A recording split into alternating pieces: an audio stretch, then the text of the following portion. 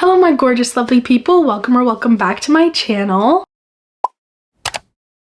Today I'm going to be telling you about all my favorite books as well as some books that I have on my spring TBR. I feel like I haven't talked to the camera in such a long time, so I kind of feel weird right now. And I haven't talked to the camera in such a long time or posted a video or anything because one video that I was planning on posting has been taking way longer than I thought it was going to take. So hopefully that'll be coming out soon, but I'm still not done even filming it. I've also been extremely busy. I was actually just in Florida 2 days ago. 2 days ago, I was in Florida. It was so nice. It was like 90 degrees. I was there for spring training for softball, so we played 10 games down there. It was so nice. Anyways, let's get into this video. I'm gonna be telling you about all my favorite books first, and then we're gonna jump right into my spring TBR. The first books that I wanna talk about, which I don't know why I'm starting off with this, but here we are. The Naturals series. There are 4 books in this series, but the first one in the series is upstairs because my mom was reading it. So it goes The Naturals, Killer Instinct, All In, and then Bad Blood. And I actually just recently finished this series, and it is literally so good, guys. It is literally so good. I was in a reading slump in the summer when I started the first book, which is The Naturals, and I read it and I was eating it up, and it didn't make me feel like I was in a reading slump anymore, so that's always a plus. In terms of favorites, it would go All In is my favorite, The Naturals probably my second favorite, Bad Blood, and then Killer Instinct, which I feel like if you've been watching my channel, you have seen me talk about this series because I have this one and this one in reading vlogs coming up, and also I feel like I just never shut up about this series because it's literally the best series ever. If you don't know what it's about, if you haven't heard me talk about it before, it's basically about 5 teenagers, and they're all put into this FBI program that they basically have natural abilities for. So each 5 of the teenagers have natural abilities that the FBI would want. So for example, one's really good at detecting lies. One's really good at seeing people's emotions and reading people's emotions. One's really good at criminally profiling. One's really good with like numbers, factual information, stuff like that. So you can kind of get the gist. Each book follows like a different case, I'd say, that the kids are trying to figure out. There is a little bit of like a love triangle that goes in this, and it's literally so good, guys. If you hear anything from my channel ever, it's to read this series. Another one of my favorite books, literally ever, is Love in Other Words by Christina Lauren. I feel like this was the first ever like romance book that I read. When I first started reading back in 2022-ish, end of 2022, I didn't really read romances. I only read mystery thrillers because they're really quick and easy reads and they keep your attention for the whole time. And I feel like this was my first ever like real romance that I read, and this is a YA romance. I read it and I felt so many emotions that I hadn't felt yet from reading books. If you guys can remember like when you started reading or the first time you ever really felt emotions when you were reading a book, it's just like uncomparable, and that book will always probably have a special place in your heart, and that's how I feel with this book. So basically it's about Macy and Elliot. Those are the main female character and the main male character, and something tragic happens in Macy's life, and her dad, they go away to like this little camp for the summers, and their next door neighbor at the camp happens to be Elliot and his whole family. So every single summer they see each other and they get to know each other, they hang out, they're like best friends. This book follows like a dual timeline, so it's like 11 years later or something, 14 years later, and they haven't talked at all. And throughout the whole book you're kind of wondering, you're seeing them when they were best friends, like when she went there in the summer, and then you're seeing 14 years later when they literally haven't talked at all, and you're kind of just trying to figure out throughout the whole book why they haven't talked for this whole amount of time. Something about childhood friends to lovers will get me every single time. I will love it every single time, every single time. I don't know why. It is my favorite romance book trope, and that's what this is, childhood best friends to lovers. I think it's time for me to reread this because I read it about a year ago. It's just something I haven't stopped thinking about since, so why not give it a reread? This book also made me sob uncontrollably.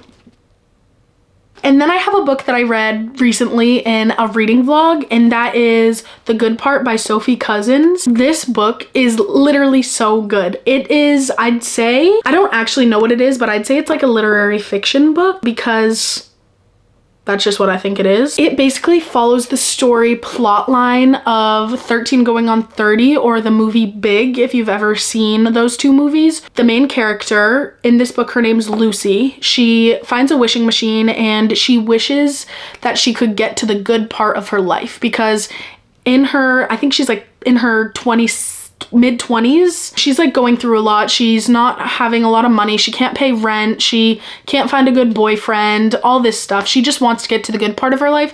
So she like jokingly wishes at a wishing machine that she could get to the good part of her life. And then, surprise, she wakes up the next day and she's like in her 40s, has 2 kids, a husband, and she kind of has to deal with coming to terms that she missed so much of her life. She missed like a good 16 years of her life, and she has to come to terms with the fact that she will never remember her 2 kids being born. She'll never remember marrying her husband.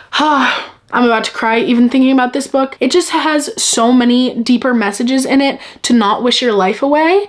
And I said this in my reading vlog that this was in, where you can go see my real raw reactions about it and like live thoughts, I guess. But after sitting on this book for a little bit, I would just say that a lot of us wish our lives away when we're younger. We're like, oh, I want to be an adult. I want to be able to drive. I remember thinking when I was 6 years old, I was like, only 10 more years till I can drive. And every year I would get older and I'd be like, oh, Grampy, only this many more years until I can drive or whatever. I wish, along with so many other people, that I didn't wish for those kinds of things and I kind of just more lived in the moment. But when you're a kid, you don't really know that. Even just back when I was 16, I was like, oh, I can't wait to turn 21, because you know what happens when you turn 21. You're legal to do literally everything. I just recently turned 21 and I was like, I really wish I could go back to being 16. Like, I had way less worries, way less everything. And yeah, this book just has the deeper meaning of don't wish your life away, and every single moment, whether you think of how irrelevant it really is in the long term, it is important to your life. And never wish your life away. Treat your loved ones like it's your last day with them. It has such a deep meaning in so little pages and so little words. It teaches you like so many other life lessons too. And I think it's just so impactful, and I think everyone who's in their early 20s should go read that book, because I think it will be very, very impactful for you. And then another one that I read semi-recently, I read this at the end of last year, I think, is The 7-Year Slip by Ashley Poston. I had no intentions on reading this book, but then I thought the cover was pretty, honestly, and so I bought it and I was like, oh, might as well read it, because it's also fairly short and I liked the idea of what this book is about. So this book is basically about this girl named Clementine. She lives in this apartment basically that can travel 7 years into the past. One day she's sleeping and she wakes up and there's a man in her apartment and she's like, what are you doing here? This isn't your apartment, this is my apartment. But little did she know that the apartment traveled 7 years in the past and he actually lived in the apartment at the time. A little romance kicks off with that guy. His name's Ewan, I think you say it like that. This book also has, I feel like, deeper life lessons in it too. And I don't really want to say what that deeper life lesson is because I feel like it will kind of spoil a part of the book for you. But I just absolutely love this book. I was crying over this book. It is just so good. And then we have A Thousand Boy Kisses by Tilly Cole. This was in my 2023 reading wrap up. So I did read this last year, but this book will always have a special place in my heart. And I know some of you guys out there are thinking, what are you talking about? Why is that your favorite book? I've seen after the fact of reading it that so many people think that this is cringy, that it's so young adult, that it's dumb, that it's not good writing at all. Not me. I don't feel that way. I respect your opinion, but I do not feel that way at all. This book was so good. I literally cried from page 16 or something on. I did not stop crying. When I read this book, I was looking up on TikTok and everything. I was like, I need a book that makes me cry. Like, I feel like just like crying over a book right now. So I was searching up everything. And this is the book that repeatedly popped up. So I was like, okay, I'm gonna give this one a shot. It was also on Kindle Unlimited. So I didn't actually read the physical copy. I read it on Kindle Unlimited. It did serve. And after I was done reading this, I was like, no more sad books for a really, really long time. And I don't think I did read a sad book for a really long time after reading this. What this book is about is that you have Poppy, who's the main female character, and then Rune, who's the main male character. Poppy lives in this house and Rune moves in next door to her when they're really, really little, like they're 5 years old, and they end up becoming like best friends. And then I think it's in like middle school or something, Rune has to move away for his dad's work, so he moves to like another country, like really far away. They vow to keep talking to each other because they're absolutely best friends, but when Rune moves away, Poppy just completely stops talking to him and Rune doesn't know why. In the midst of this, Rune becomes a very mean, like aggressive guy because he's really upset because he loved Poppy and he ends up moving back to the same town that Poppy's from. And eventually when he does talk to her, there was a reason why he didn't talk to her for such a long time. And I can't say that reason because it would be a spoiler and I don't want to spoil it for you guys if you haven't read this book, but there's a reason that she hasn't talked to him for a really long time. And so they try to recreate like very memorable kisses, 1,000 of them, to put in this jar, which seems very unrealistic, and it is very unrealistic, but it's a book. It's not a true story, guys. Rune tries to give Poppy 1,000 boy kisses, memorable ones, before something else happens, which again, I can't say because it's a spoiler. So this is another one of my absolute favorite books that I will never shut up about, and I think about this book probably every day. Then we have Caraval. I also read this one really recently, so I've been reading a lot of good books recently. This is by Stephanie Garber. This is a trilogy, so there are 3 books in the series. I've read the first 2. I haven't read the final book in the series yet. I don't even know how to explain this book, but I did absolutely love it when I read it, and for some reason I didn't rate it 5 stars. I think I rated it like 4.75 because I didn't like the ending and I was being salty. I'm rating this like 6 stars because I cannot stop thinking about it. It's just genuinely amazing. You have Scarlett and Donatella, they're sisters, and there's this game of Caraval run by this guy named Legend, and nobody knows who Legend is. He's very secretive, but he runs this game every single year. It's always in a different place. They have been wanting to participate in the game of Caraval since they were really, really little. They eventually get to go play in the games. That's what this book's about. Like, that's not a spoiler. They eventually get to go play in the games, and one of the sisters gets taken, and basically it's the game of Caraval that specific year is for the other sister to figure out where Donatella went. Donatella's the one who gets taken. They're told when they get there, like, the game of Caraval is not real. No matter how real it seems, it's not. And it's just this big, vague thing of like, what is real, what is reality, and what isn't in this game. And you're just following Scarlett trying to find her sister because her sister's really her only person that she has in her life. It is literally so good.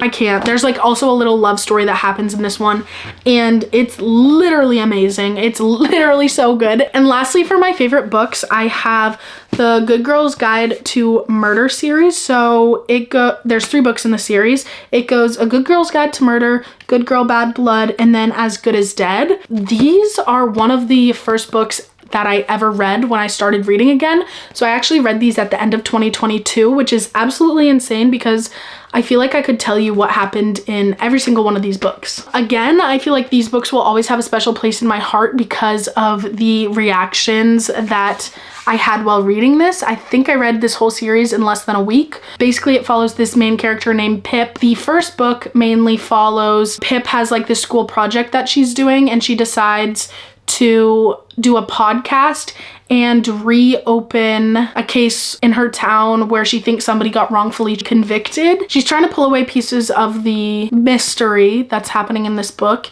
and it's really, really good. I liked the writing aspect of it because you have like regular book writing where it says what Pip is doing and stuff, and then you have like the podcast transcript. The whole series hits. They're short. Like the first book's really short, so why not give it a try if you haven't read it yet? So that is all of my favorite books. Now I'm gonna go on to my spring TBR. These are basically just my spring hopefuls because again, I am a college student athlete, and in the springtime, softball is in season, so I have like 6 to 8 games per week coming up. So I don't know if I'll actually end up getting to these. So first, I have Are You Sarah by S.C. Lally. I don't really know how to say that, but that's how it looks. So there's basically 2 Sarahs, and they become best friends, and then they both book basically like Ubers and they get into the wrong Ubers and one of the Sarahs dies. She like gets murdered and the other Sarah is like, well, I should have gotten murdered. Did somebody have it out for me? The Sarah that's still alive is basically just trying to find out who had it out for her. Are you Sarah? I'm hoping to get to this just because it's short and I feel like it will be a quick, easy read that keeps me engaged. And then I have Dial A for Aunties by Jessie Q. Sutanto. I have heard from mainly Haley Pham that this is a really, really good book. It's basically about this girl that goes on a blind date and ends up murdering the guy, and then she calls her aunts and her aunts help her cover up the murder. So that's, first of all, just a really, really unique storyline and concept, I feel. And then also it is a short read, and in the book Girlies We Trust, so I feel like this will be a good read. And then I have You with a View by Jessica Joyce. This book I recently just bought in my book shopping video. I'll have it linked down below. Don't know what this book is about. Don't really want to know. I kind of want to go in blind, but I like the cover. The cover eats, and every single time I go into the bookstore, I see this book and I'm like, wow, I really love that cover. I want to buy it. So I bought it. Hopefully it'll be good. And then I have Jenna Goes Wild by Farah Heron.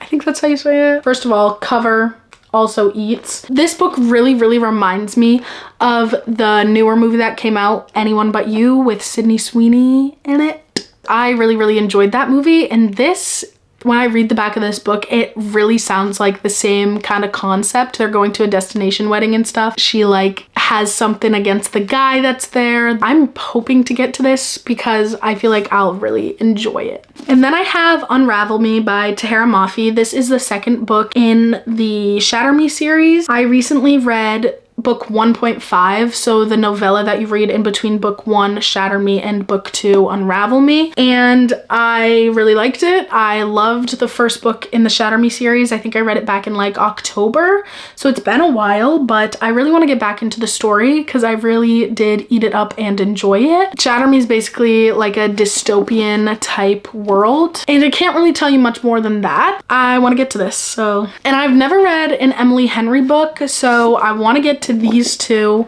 sometime in the spring or summer. This one definitely probably in the summer, but I'm putting it on my spring TBR just in case I read all these other ones, you know? I definitely want to get to People We Meet on Vacation by Emily Henry. First of all, I've heard this book is so good. I mean, it's one of the classic book talk books that you really can't escape if you get on Book Talk. I've also heard that Emily Henry's writing is just does something to you, and I'm a person that loves that. And then I also want to get to Twisted Lies by Anna Wong. This is part of the Twisted series. It's the fourth and final book in the Twisted series. I just want to get to it so I can say I completed the series. The Twisted series is a series of interconnected standalones. It follows a friend group of 4 girls, and each of the girls gets their own book with their own love story in it as the 4th and final book. So, and then I have Air of Fire by Sarah J Maas. This is the 4th book in the Throne of Glass series. I couldn't remember what it was called for a second. Throne of Glass series. Don't really know how to describe it to you, but it's a series by Sarah J Maas, and many people say Sarah J Maas can do no wrong, and I agree with that statement thus far from what I've read from her. So I'm really excited to get into this book because the last book, Crown of Midnight, ended on such a huge, like, jaw-dropping cliffhanger moment that I'm so incredibly excited to go into this one. Next on my TBR is Carrie Soto is Back by Taylor Jenkins Reid. I have never read a Taylor Jenkins Reid book. I did try to read Daisy Jones and the Six. I actually tried to listen to it on audiobook because people said that it sounds super cool because it's like multiple different people talking for the voices, like voice actors, is that what you call them? And I DNF'd it because I could not follow and I hated it. So unpopular opinion, I'm sorry for everyone that likes that book. I respect your opinion, but I hated it. I'm gonna try to give Carrie Soto is Back by Taylor Jenkins Reid a try because I heard it's really good. It's about a tennis player who's been retired for many years, and then someone's about to break her record, so she comes back to compete with this person. I don't really know what it's about. Just want to give it a try because I've heard that it's so good, and even if you don't know anything about tennis, which, hey, I don't, it's really good. So I definitely want to give it a try, and I also love the cover for some reason. Finally, we have Finale, which I didn't even plan to end the video on this book. It just kind of happened. Finale by Stephanie Garber. This is the third book in the Caraval series. I already said what the Caraval series was about. It's about a game of Caraval and who knows what's real. I'm so excited to go into this book, but also so sad because I absolutely love the characters and stuff. Also, guys, I don't know if you guys love Caraval as much as I do, but hey, if you do, there's a little novella coming out. It's like a holiday novella coming out in the Caraval world. It's called Spectacular. It's coming out October 22nd, 2024. Stephanie Garber or your team, if you're watching this, which most likely you're not, please give me that arc. Please send me an arc. Please email me for an arc because that's just my wildest dream. It's probably not gonna happen. I'm definitely gonna read this in the fall time. So, I mean, what? In the spring. So yeah, guys, those are all my favorite books and also all the books that are on my spring TBR. If you guys made it to this point in the video, I love you so much. Thank you so much for watching. Tell me if we have any overlaps of the same favorite books because I want to know people who love my favorite books just as much as I love them. And then also if you've read any of the books that are on my spring TBR, tell me which one should be at the very top of the list. I cannot go into a reading slump while I'm in softball season. So as always, thank you guys so much for watching. I hope you enjoyed today's video. If you did, please don't forget to like, comment, subscribe, do all that YouTube stuff that you guys know how to do, and I will hopefully see you guys in the next one.